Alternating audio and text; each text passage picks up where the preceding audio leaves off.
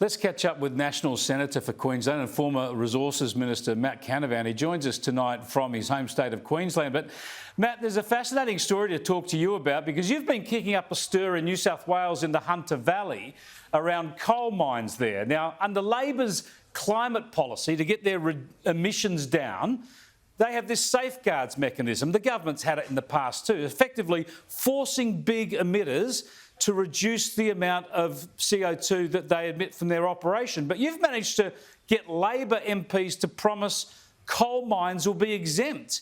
If Labor's going to exempt coal mines from this scheme, won't other big emitters want to be exempted and won't the whole thing fall over? Well, Chris, there's more questions than answers this week about exactly what Labor's climate policy is. It is as clear as mud. As you said, what Labor has announced to do or plans to do is weaponise the safeguards mechanism. We have never put obligations on businesses captured by that to buy carbon credits, but Labor has explicitly said in their climate policy that they will lower the allowable amount of emissions each year for 215 businesses around the country. And if those businesses go over that, they'll have to buy carbon credits. It's a carbon tax by any other name.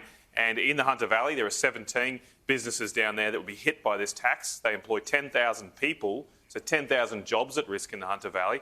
And as I put pressure on this week to explain why the Labor Party would do this, would put this working class tax on working class coal communities in the Hunter Valley, surprise, surprise, Pat Conroy, a local Labor MP, came out and said, oh, no, actually, they'll be exempt. But as you say, what is their climate policy then? And then it even gets murkier when we read today in the Australian Financial Review that, in fact, what Pat Conroy is actually saying, he's saying, well, what we'll do is the mines can work in conjunction with this so-called clean energy regulator to work out what arrangement will apply to them. So they have no policy, no certainty. And if you've got a working class job in this country, it is not safe under a Labor Green government because they're going to negotiate about your job after the election. But this is the problem, isn't it? If those companies are exempt in the Hunter Valley, then that's good for those businesses, good for those workers, good for those communities.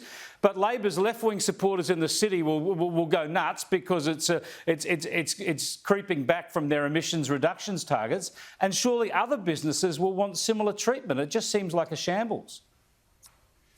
Absolutely, Chris. It is a shambles, and the Labor Party are trying to walk both sides of the street here, as you say.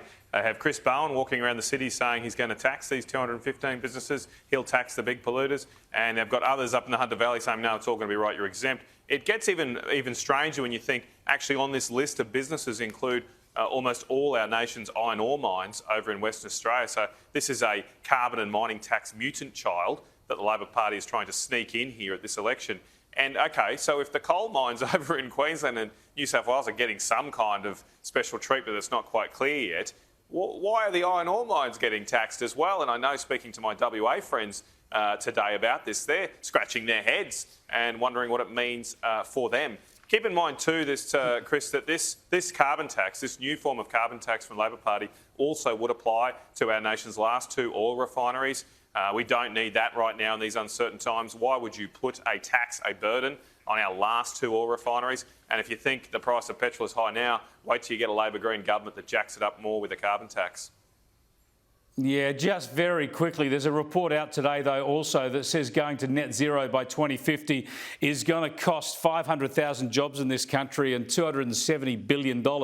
Both major parties are signed up to that. Not you, though. Mate, I've made a commitment that if I'm re-elected, I'll vote against every bit of net zero legislation in the parliament. That's what I'm standing on because net zero is kind of dead anyway. I mean, Boris Johnson's already said he's walking away from it. He's pausing it because of the situation in Ukraine. Germany is investing in coal and gas infrastructure. And the Biden administration is running around the world trying to get all sorts of countries like Venezuela and Saudi Arabia and Iran even to produce more oil for themselves. So what we've got to do in this country clearly is worry about our own energy security, our national security, not hurting our oil refineries like Labor plans to do, because clearly with the situation we face, with the rising aggression of China, the risks in our region, we have to secure Australia first. Great to talk to you again, Matt. Have a great weekend. You too, Chris. Have a good one, mate.